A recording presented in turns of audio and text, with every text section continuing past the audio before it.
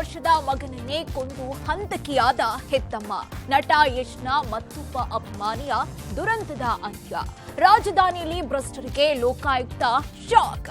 ಇನ್ನು ಕರವೇ ನಾರಾಯಣಗೌಡರಿಗೆ ಮತ್ತೆ ಜೈಲೇ ಗತಿ. ಎಲ್ಲದರ ಮಾಹಿತಿ ಕರ್ನಾಟಕ ಟಾಪ್ 20ಯಲ್ಲಿ.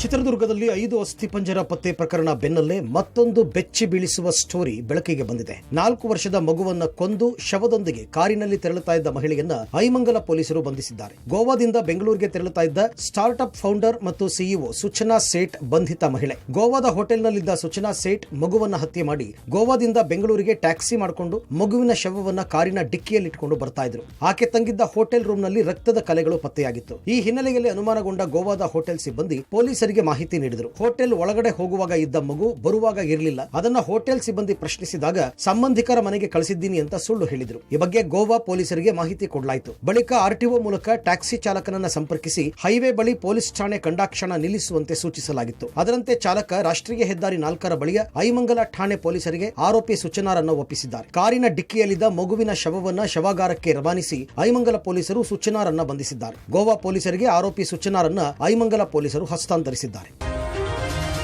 ನಟ ಯಶ್ ನೋಡಲು ಬರ್ತಾ ಇದ್ದ ಮತ್ತೋರ್ವ ಅಭಿಮಾನಿ ಸಾವನ್ನಪ್ಪಿದ್ದಾನೆ. ಗದಗ ನಗರದ ತೇಜಾನಗರದ ಯುವಕ ನಿಖಿಲ್ ಗೌಡ ಮೃತ ದುರ್ದೈವಿ. ನಿನ್ನೆ ಗದಗ ಜಿಲ್ಲೆ ಸೂರಣಗಿ ಗ್ರಾಮದಲ್ಲಿ ನಡೆದ ದುರಂತದಲ್ಲಿ ಗಾಯಗೊಂಡ ಯುವಕನನ್ನ ನೋಡಲು ನಟ ಯಶ್ ಜಿಮ್ಸ್ಗೆ ಬಂದಿದ್ರು. ಈ ವೇಳೆ ಯಶ್ ನೋಡಲು ಬರುವ ಆತುರದಲ್ಲಿ ಪೊಲೀಸ್ ವಾಹನಕ್ಕೆ ಯುವಕ ಡಿಕ್ಕಿ ಹೊಡೆದಿದ್ದ. ಡಿಕ್ಕಿಯ ರಭಸಕ್ಕೆ ಬಿಂಕದಕಟ್ಟಿ ಗ್ರಾಮದ ನಿವಾಸಿ ನಿಖಿಲ್ ಗೌಡಗೆ ಗಂಭೀರ ಗಾಯವಾಗಿ ಆಸ್ಪತ್ರೆಗೆ ದಾಖಲಿಸಲಾಗಿತ್ತು. ಆದರೆ 22 ವರ್ಷದ ಎಂಜಿನಿಯರಿಂಗ್ ವಿದ್ಯಾರ್ಥಿ ನಿಖಿಲ್ ಗೌಡ ಚಿಕಿತ್ಸೆ ಫಲಿಸದೆ ಸಾವನ್ನಪ್ಪಿದ್ದಾನೆ. ನಾಳೆ ಮೃತ ನಿಖಿಲ್ ಗೌಡ ಹುಟ್ಟುಹಬ್ಬ ಇತ್ತು. ಆದರೆ ಅಕಾಲಿಕವಾಗಿ ದುರ್ಮರಣವನ್ನು ಇನ್ನು ನಿಖಿಲ್ ಕುಟುಂಬಸ್ಥರ ಆಕ್ರಂದನ ಮುಗಿಲು ಮುಟ್ಟಿದೆ. ಪಬ್ಲಿಕ್ ಟಿವಿ ಜೊತೆ ಮಾತನಾಡಿದ ಮೃತ ನಿಖಿಲ್ ಮಾವ ಅಶೋಕ್ ಕಣ್ಣೀರಿಟ್ಟಿದ್ದಾರೆ. ನಿಖಿಲ್ ಪ್ರತಿಭಾವಂತ, ಎಂಜಿನಿಯರಿಂಗ್ ನಲ್ಲಿ ಟಾಪರ್ ಆಗಿದ್ದ, ದೊಡ್ಡ ಮಟ್ಟದಲ್ಲಿ ಬೆಳಿತಾನೆ ಅಂತ ಅಂದುಕೊಂಡಿದ್ವು. ಆದರೆ ದೇವರು ನಮಗೆ ಮೋಸ ಮಾಡಿಬಿಟ್ಟ. ಇನ್ನು 3 ದಿನದಲ್ಲಿ ಬೆಳಗಾವಿಯಲ್ಲಿ ಮಿಲಿಟರಿ ಸಂದರ್ಶನ ಇತ್ತು. ಆದರೆ ಇವತ್ತು ನಮ್ಮ ಅಳಿಯ ನಮ್ಮ ಜೊತೆಗಿಲ್ಲ ಅಂತ ಭಾವುಕರಾದರು. ಮರಣೋತ್ತರ ಪರೀಕ್ಷೆಯ ಬಳಿಕ ಬಿಂಕದಕಟ್ಟಿ ಗ್ರಾಮದಲ್ಲಿ ನಿಖಿಲ್ ಗೌಡ ಅಂತ್ಯಕ್ರಿಯೆ ನೆರವೇರಿಸಲಾಯಿತು.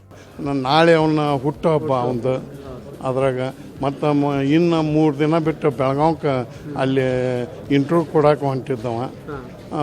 ಅದನ್ನು ಮಿಲ್ಟ್ರಿ ಸೆಲೆಕ್ಷನ್ ಆಗೋದಿತ್ತು.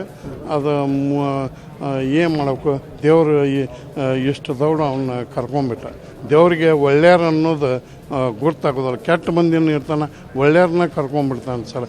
ಇದರಿಂದ ನಮ್ಗೆ ಭಾಳ ದುಃಖ ಇದೆ ಸರ್.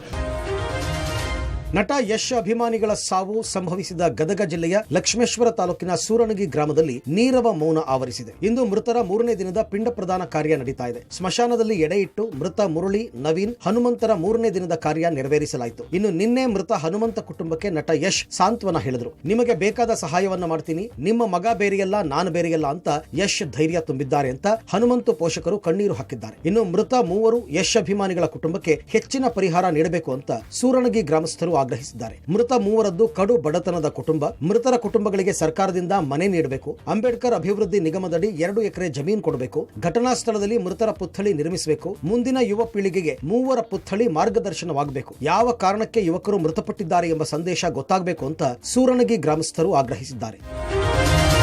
ಬೆಂಗಳೂರು, ಬಳ್ಳಾರಿ, ರಾಮನಗರ ಸೇರಿದಂತೆ ರಾಜ್ಯದ 30 ಕಡೆಗಳಲ್ಲಿ ಏಕಕಾಲಕ್ಕೆ ದಾಳಿ ಮಾಡಿದ್ದಾರೆ. ಪಿಡಬ್ಲ್ಯೂಡಿ, ಪಿಡಿಒ, ಬೆಸ್ಕಾಂ ಹಾಗೂ ಪಂಚಾಯತ್ ಸದಸ್ಯ ಮತ್ತು ಟೌನ್ ಪ್ಲಾನಿಂಗ್ ಅಧಿಕಾರಿಗಳಿಗೆ ಸೇರಿದ ಜಾಗಗಳಲ್ಲಿ ದಾಳಿ ನಡೆದಿದೆ. ಬೆಸ್ಕಾಂನ ಚೀಫ್ ಜನರಲ್ ಮ್ಯಾನೇಜರ್ ಎಂಎಲ್ ನಾಗರಾಜ್ಗೆ ಲೋಕಾಯುಕ್ತ ಶಾಕ್ ಕೊಟ್ಟಿದೆ. ಬೆಂಗಳೂರಿನ ನಾಗವಾರ ಪಾಳ್ಯದಲ್ಲಿರುವಂತಹ ನಿವಾಸ, ಇಂದಿರಾನಗರದಲ್ಲಿರುವಂತಹ ಬೆಸ್ಕಾಂ ಕ್ವಾರ್ಟರ್ಸ್ ನಲ್ಲಿನ ಮನೆಯಲ್ಲಿ ಪರಿಶೀಲನೆ ನಡೆದಿದೆ. ಅಕ್ಕಸಾಲಿಗರನ್ನ ಕರೆಸಿ ಚಿನ್ನಾಭರಣವನ್ನ ಲೆಕ್ಕ ಹಾಕಿಸಿದಂತಹ ಲೋಕಾಯುಕ್ತ ಪೊಲೀಸರು ಸಂಪತ್ತನ್ನ ಕಂಡು ಶಾಕ್ ಆಗಿದ್ದಾರೆ. 3.8 ಕೆಜಿ ಶ್ರೀಗಂಧದ ತುಂಡುಗಳನ್ನು ವಶಕ್ಕೆ ಪಡೆದುಕೊಂಡಿದ್ದಾರೆ.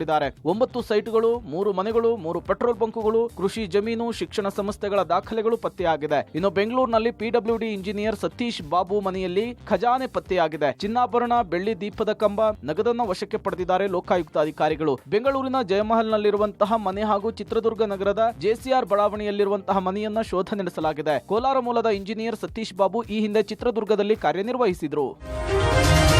ರಾಮನಗರದ ಎಡಬ್ಲ್ಇ ಸೈಯದ್ ಮುನೀರ್ ಅಹಮದ್ ಮನೆಯಲ್ಲಿ ಸಂಪತ್ತಿನ ಕೊಪ್ಪರಿಗೆಯೇ ಪತ್ತೆಯಾಗಿದೆ. ಡೈಮಂಡ್ ನೆಕ್ಲೆಸ್, ಹಲವು ಬಂಗಾರದ ಬಳೆಗಳು, ಸರಗಳು, ದುಬಾರಿ ಕನ್ನಡಕಗಳು, ಕಂತೆ ನೋಟುಗಳು ಪತ್ತೆಯಾಗಿದೆ. ರಾಮನಗರದ ಚನ್ನಹಳ್ಳಿ ಗ್ರಾಮ ಪಂಚಾಯಿತಿ ಸದಸ್ಯ ಎಚ್.ಎಸ್. ಸುರೇಶ್ ಮನೆಯಲ್ಲಿ ಲೋಕಾಯುಕ್ತ ಅಧಿಕಾರಿಗಳು ಜಾಲಾಡಿದ್ದಾರೆ. ಲೋಕಾಯುಕ್ತ ರೇಡ್ನಲ್ಲಿ ಫಾರಿನ್ ಬ್ರ್ಯಾಂಡ್ನ ಎಣ್ಣೆಯನ್ನು ಸೀಸ್ ಮಾಡಲಾಗಿದೆ. ಬೆಂಗಳೂರಿನ ಜಯಮಹಲ್ನಲ್ಲಿರುವಂತಹ ನಿವಾಸದ ಮೇಲೆ ರೇಡ್ ವೇಳೆ ಫಾರಿನ್ ಬ್ರ್ಯಾಂಡ್ನ ಎಣ್ಣೆ ಪತ್ತೆಯಾಗಿದೆ. ಗ್ರಾಮ ಪಂಚಾಯತ್ ಸದಸ್ಯ ಸುರೇಶ್ ವಿರುದ್ಧ ಅಕ್ರಮ ಆಸ್ತಿ ಗಳಿಕೆ ಆರೋಪದ ಹಿನ್ನೆಲೆಯಲ್ಲಿ ಲೋಕಾಯುಕ್ತ ದಾಳಿ ನಡೆಸಿದೆ. ನೆಲಮಂಗಲದ ಕುಂದಾಣ ಗ್ರಾಮ ಪಂಚಾಯಿತಿಯ ಪಿಡಿಒ ಪದ್ಮನಾಭ್ ಮನೆ ಮೇಲೂ ಕೂಡ ದಾಳಿ ನಡೆಸಲಾಗಿದೆ. ನೆಲಮಂಗಲದ ತಾಲೂಕಿನ ಡಾಬಾಸ್ಪೇಟೆಯ ಮನೆ ವಾಣಿಜ್ಯ ಮಳಿಗೆಗಳ ಮೇಲೆ ದಾಳಿಯನ್ನು ನಡೆಸಲಾಗಿದ್ದು, ಈ ಹಿಂದೆ ಅರಿಶಿನಕುಂಟೆ, ಬೂದಿಹಾಳ್ ಮತ್ತು ಕುಲವನಹಳ್ಳಿ ಪಂಚಾಯಿತಿಯಲ್ಲಿ ಪಿಡಿಒ ಆಗಿ ಕೆಲಸವನ್ನ ಮಾಡಿದ್ರು. ಸಹಾಯಕ ನಿರ್ದೇಶಕರಾಗಿ ಪ್ರಭಾರರಾಗಿ ಕಾರ್ಯನಿರ್ವಹಣೆಯ ನಂತರ ಭ್ರಷ್ಟಾಚಾರ ಆರೋಪದಡಿ ಪಿಡಿಒ ಹುದ್ದೆಗೆ ವಾಪಸ್ಸಾಗಿದ್ರು. ಸಪ್ತಗಿರಿ ಲೇಔಟ್ನ ಎಜಿಬಿ ಲೇಔಟ್ನಲ್ಲಿ 4 ಮಹಡಿಗಳ ಒಂದು ಮನೆ, ತುಮಕೂರಿನ ಅನುಪನಹಳ್ಳಿಯಲ್ಲಿ ಫಾರ್ಮ್ ಹೌಸ್ ಹೊಂದಿರುವ 5 ಎಕರೆ ಕೃಷಿ ಭೂಮಿ, ಸೋಂಪುರದಲ್ಲಿ ವಾಣಿಜ್ಯ ಕಟ್ಟಡ, ಡಾಬಾಸ್ಪೇಟೆ, ಸೋಂಪುರದಲ್ಲಿ ಕೈಗಾರಿಕಾ ಶೆಡ್ ಇರೋದು ಪತ್ತೆಯಾಗಿದೆ.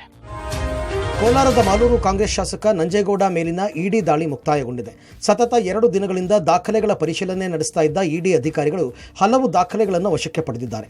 3 ಇನ್ನೋವಾ ಕಾರಿನಲ್ಲಿ 3 ಬ್ಯಾಗ್ನಲ್ಲಿ ದಾಖಲೆಗಳೊಂದಿಗೆ ಇಡಿ ಅಧಿಕಾರಿಗಳು ವಾಪಸ್ಸಾದರು.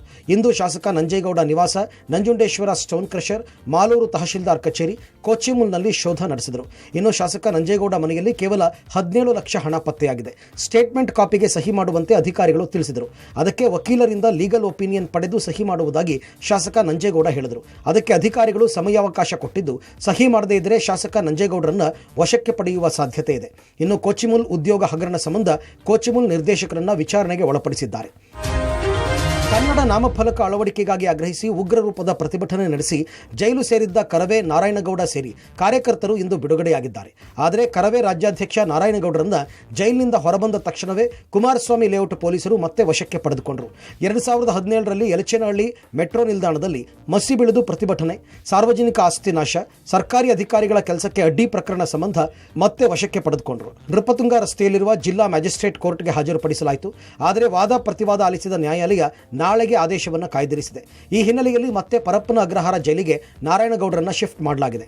ಇನ್ನು ನಾಮಫಲಕಗಳಲ್ಲಿ 60% ಕನ್ನಡ ಬಳಕೆ ಕಡ್ಡಾಯಕ್ಕೆ ಸರ್ಕಾರ ಆದೇಶ ವಿರೋಧಿಸಿ ಬೆಳಗಾವಿ ಡಿಸಿ ಕಚೇರಿ ಎದುರು ಎಂಇಎಸ್ ಕಾರ್ಯಕರ್ತರು ಪ್ರತಿಭಟನೆ ನಡೆಸಿದರು. ಕನ್ನಡ ಕಡ್ಡಾಯ ಆದೇಶ ಹಿಂಪಡೆಯುವಂತೆ ನಾಡದ್ರೋಹಿ ಎಂಇಎಸ್ ಆಗ್ರಹಿಸಿತು. ಅಲ್ಲದೆ ಪೊಲೀಸರ ಎದುರೇ ನಾಡದ್ರೋಹಿ ಎಂಇಎಸ್ ಕಾರ್ಯಕರ್ತರು ಬೆಳಗಾವಿ, ಕಾರವಾರ, ಖಾನಾಪುರ, ಬೀದರ್, ನಿಪ್ಪಾಣಿ ಮಹಾರಾಷ್ಟ್ರಕ್ಕೆ ಸೇರಬೇಕು ಅಂತ ಘೋಷಣೆ ಕೂಗಿದರು.